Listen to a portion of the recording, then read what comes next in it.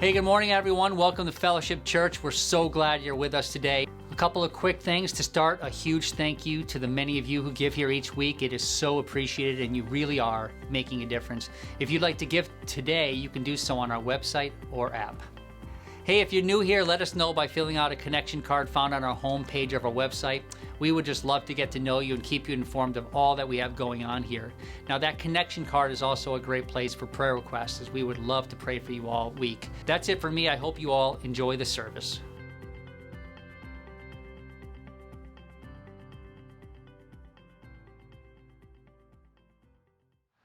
Well, hello there, church, on this Memorial Day weekend. You always know that Memorial Day is coming because all the flags start being shown up on the utility poles all throughout the towns. But we get excited about this holiday, don't we? It's for many of us, it's that 3-day weekend from work. I've already seen in the news, the airports are packed, the highways are bustling, all this is going on. Everybody's trying to get away and just do something fun for the weekend. Here in New England, it's super important because it's our unofficial start to summer. So here we go. The pools are being opened, the tarps are coming off, chemicals are going into those, and the kids are all excited. And then add to that all the events that are going on, graduation parties, of course, picnics and gatherings and parades that go on. But remember what we do for this holiday. The whole concept and the thought behind this holiday is, yeah, we have fun with all those things, but it's really meant for us to stop and remember, isn't it? Memorial Day is about a remembrance. We need to remember those who sacrificed their lives serving our nation and securing our freedom. You know, remembering is so important. It reminds us of the cost, and it reminds us of really and shows us what tethers us to something bigger than just what we're doing in our own lives, that there are people who have gone before us and given everything for the freedom that we have here today. Well, when Jesus left us here after his resurrection, he left us as followers of Jesus with a couple of memorials ourselves that we are to practice in our lives. One of them is communion, which we do periodically to remember what Jesus has done for us, the love that he showed on the cross. But the other one is baptism. And I want to talk to you today about the significance of baptism. Why be baptized? Or maybe if you have been baptized already, to remember the significance of that baptism. You know, Paul writes in Romans 6:2 to the church, he says this, in baptism, when we went under the water, we left the old country of sin behind. When we came up out of the water, we entered into the new country of grace, a new life in a new land. You know, baptism it's a symbol of leaving that old stuff behind in our lives and remembering again your brand new birth, your brand new beginning as a new creation of God. We have this relationship with Jesus. And so I always tell people when they're baptized, there's a few things that happen. First of all, it's very meaningful to you personally. It's like this day, this line in the sand where you go public with your faith, where you let your friends and family know through this act of baptism that you are a follower of Jesus. And it's significant and it's a memorable moment. I was baptized when I was 6 years old, and I still remember that moment. But baptism is also important for other people. It's a witness to those who are watching. You know, one group that's watching are those who maybe never had a relationship with Jesus before. And they're seeing you go public with your faith, and you doing that really impacts them. And they begin to ask those very important questions about their walk with God, their relationship with Jesus, and the significance of that. But it's also an encouragement to those who are followers of Jesus as well, who've already been baptized themselves. Those who've been giving their life serving other people. It reminds them again of the mission of Jesus. It reminds them that every life matters and that what they do and the energy and the sacrifice they put into their walk with God is absolutely worth it. See, baptism is an opportunity for all of us to reflect and to remember the goodness of God. And so whenever we're baptized. Whenever we see baptisms, it's a memorial for all of us to remember our rescue. So what I want to do is I want to talk to you about one psalm in the Bible that really talks about this. It's Psalm 107. And this psalm was actually written in the context of reflection and remembrance. It was written to the nation of Israel. They'd been taken from their land, and they were now returning back to their land after being away for several years. And the writer of Psalm 107 writes of all these different kinds of people who were rescued from different kinds of situations. And I think those situations in the ancient times can really be timeless for us still today. So see if you see yourself in any of these. So the first group that the psalmist writes about are those who were wanderers. Have you ever found yourself kind of wandering in life? Psalm 107 verse 4 says that some wandered in the wilderness, lost and even homeless.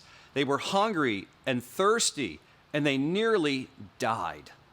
That's incredible, what was happening. And of course, with the nation of Israel, this is a story of people who were literally in those wilderness times, wandering from one day to the next, to the next, to the next. It reminds me of a vacation that I took several years ago. We actually, as part of that vacation, we went to Death Valley, California. Now, what you may or may not know of Death Valley is this. Death Valley is the hottest place on earth, not just in the United States, but on earth. And we spent a day there in Death Valley, and let me tell you, it lived up to its reputation. And it was hot. There were rocks everywhere, like those ankle-turning rocks. There was no vegetation. I had to be on the lookout for rattlesnakes, so they could be anywhere and everywhere. There was no shade to get a break.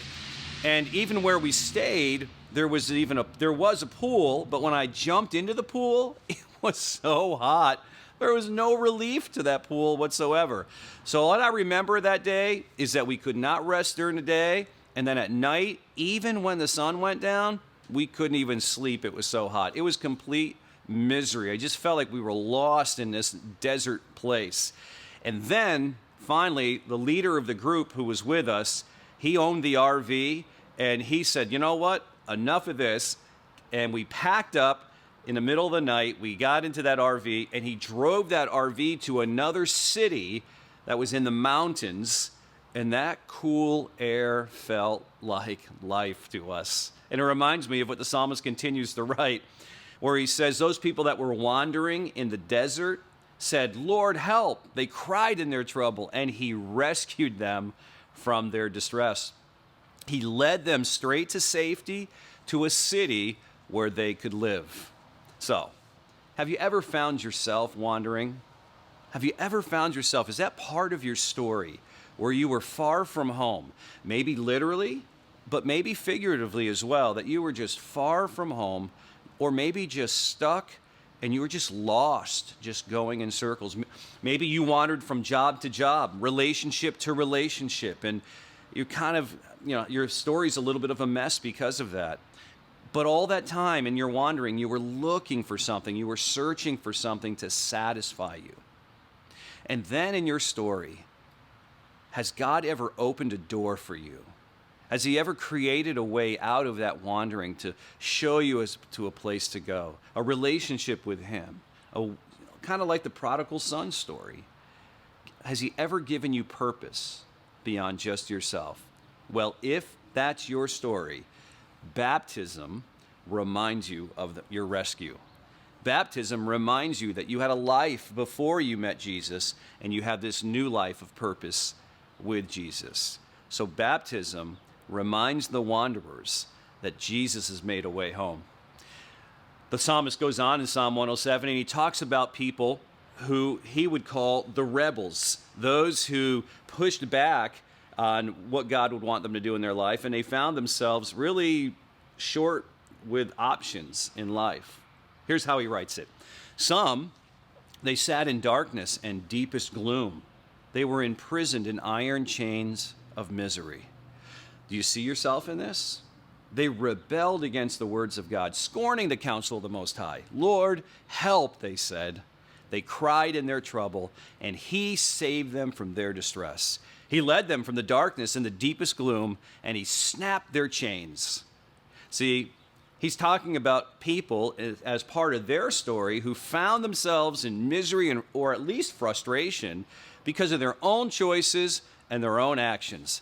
I think if we were honest, all of us have found ourselves in a situation like that to one degree or another, right?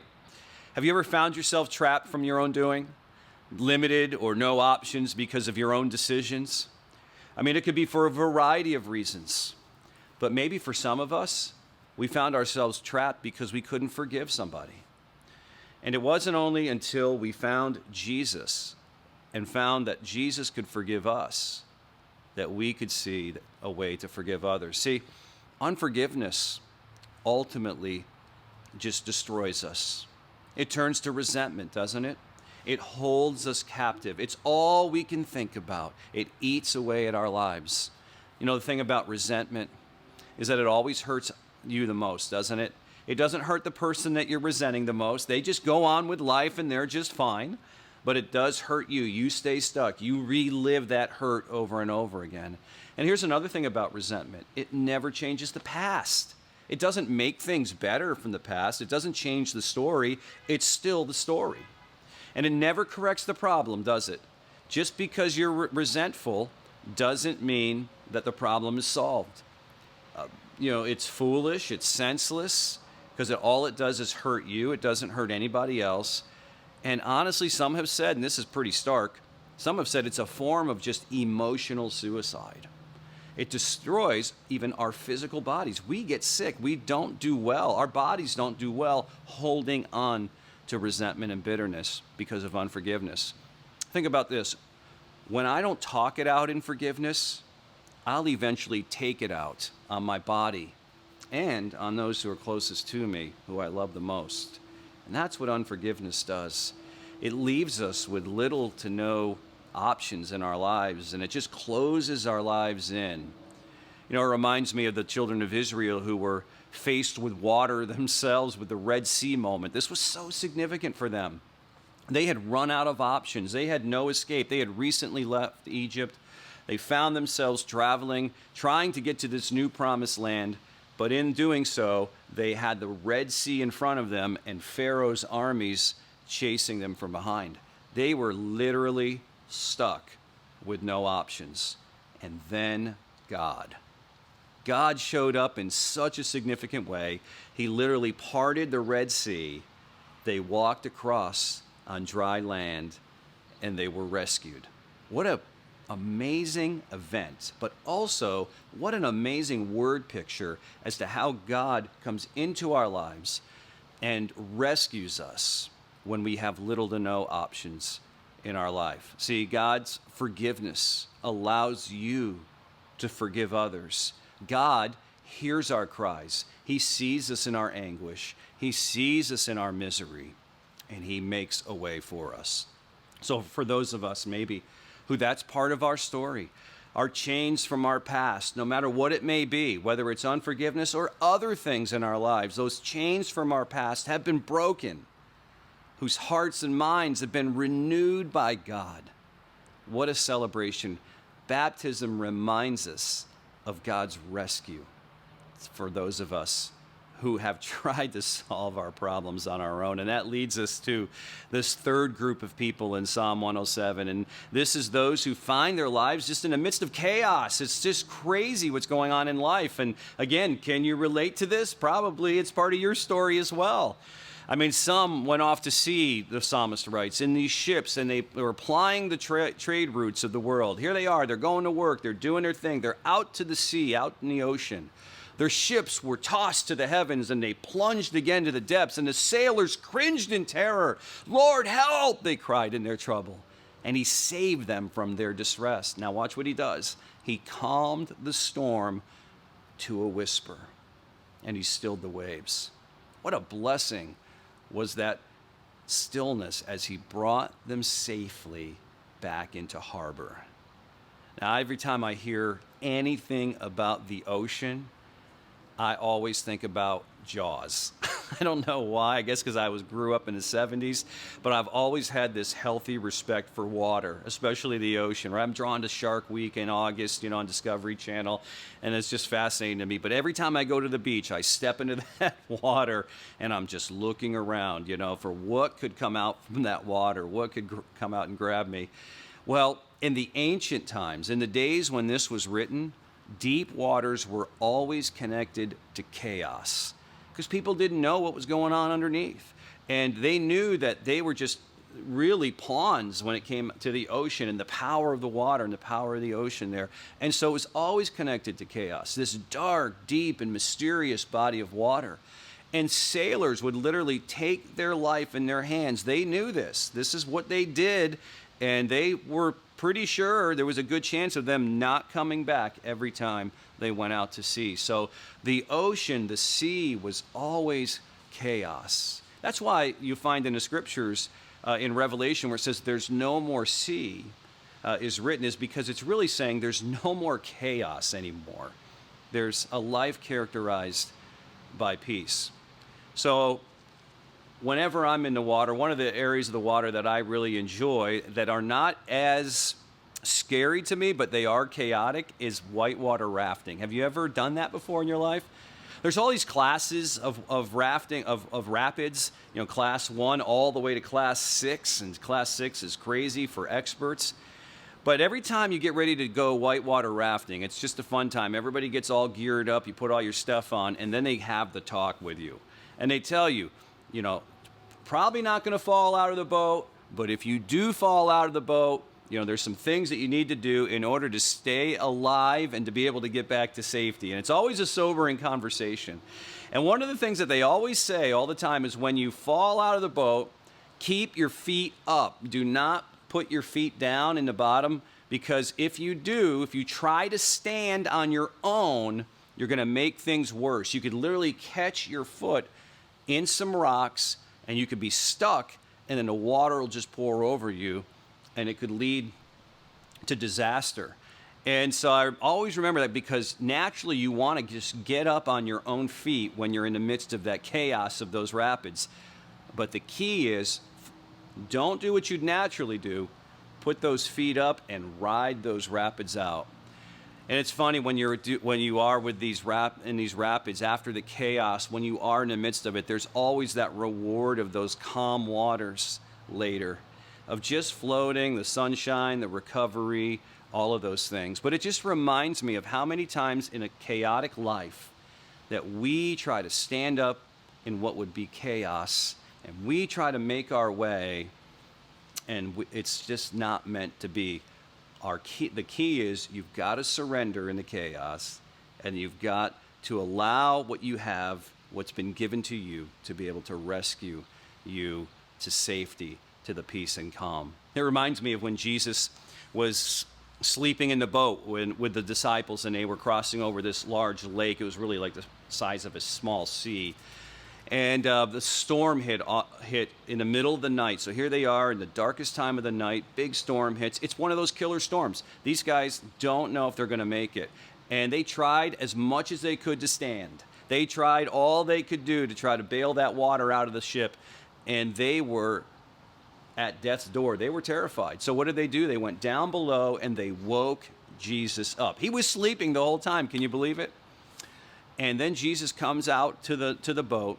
And what does he do? He speaks to the storm. He speaks to the chaos. And he tells the storm to stop. And it stops immediately. And there's peace on the water. Now, these disciples are awestruck by this, because nobody stops storms at sea.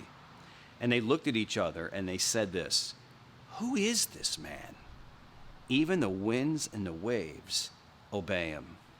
Hey, maybe that's your story that God is doing in your life. Maybe that's what you've seen God do in your life. Maybe God inserted himself in your life, or he was pursuing you in your life, and you were in the midst of chaos. And even in that chaos, God was able to bring peace and give you meaning and purpose in your life. The disciples in that boat, they reflected on who Jesus was. They asked that question: who is this man? Baptism takes you back to what God has done. It takes you back to remind you again about what God is doing in your life, and that where are some of those areas that I need to surrender and just give to God. See, baptism moves our attention off of the worries and challenges of today. We're always going to have those. It takes our attention off of those. It reminds us again of the certainty of God's faithfulness and his goodness to us. So if that's your story, celebrate through baptism and through the example of others being baptized, those who have been rescued from believing that they had to solve every problem in their life. We're rescued from that way of thinking and surrender ourselves not only to eternity, but also to the lives that we live right now to Jesus. And then I just want to wrap this up by saying this. Did you know that baptism was vitally important to Jesus? And if it was important to Jesus, it should be important to us. I don't know if you know this, but Jesus literally walked 60 miles to be baptized. He wanted you and I to know that this was serious, that this was something that mattered. They didn't just show up and just spontaneously decide to get baptized, but that he purposed to be baptized. And he modeled baptism. And then he commanded for all of us as his followers to be baptized, because it's our memorial. It's our moment. It's our line in the sand. It's our remembrance of the power and work of God. It reminds us that our life without him is lost, and it's gloomy, and it's chaotic, right? It's a reminder that now, as followers of Jesus, you're forever going to live with his presence and his power and his purpose in your life. So if you've never said yes to Jesus, man, this is your moment. This is your time to invite him to come into your life, to forgive him, to have him forgive you of your sins, and to follow him. And then your very next step after inviting Jesus into your life is to be baptized. Create that memorial in your life, that moment you can go back to, that memory that's so vital and so important, that reminds us that we are dead to this old life and we are risen to this brand new life with Jesus. God bless you.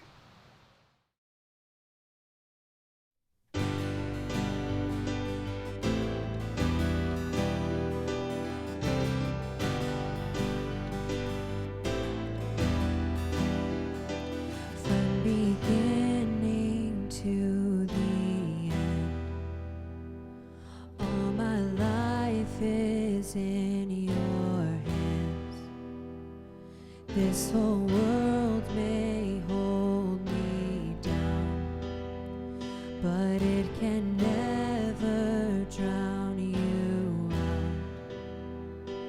out. I'm not merely flesh and bone.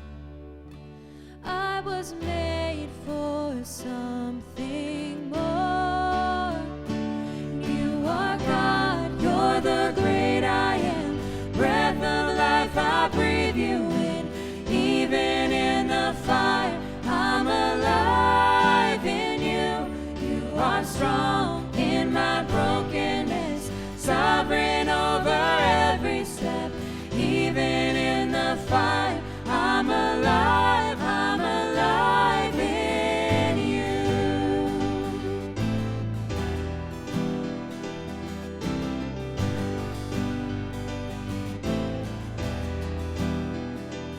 Through the dark I hear your voice. Rising up I will rejoice. For I was lost but now I'm found. 'Cause even death can't hold you down. And you are God, you're the great I am. Breath of life I breathe you in. Even in the fire, I'm alive in you. You are strong in my brokenness, sovereign over every step. Even in the fire, I'm alive in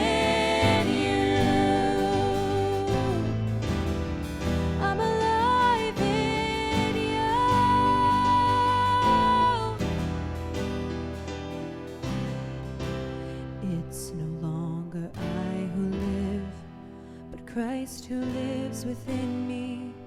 Christ who lives within me. From beginning to the end, you deserve the glory. You deserve the glory. It's no longer I who live, but Christ who lives within me. Christ who lives within me. Yeah. From beginning to the end, you deserve the glory. You deserve the glory. You are God. You're the great I am. Breath of life, I breathe you in. Even in the fire, I'm alive in you. You are strong in my brokenness, sovereign over every step. Even in the fire, I'm alive in you. You are God, you're the great I am. Breath of life, I breathe you in. Even in the fire, I'm alive in you. You are strong in my brokenness, sovereign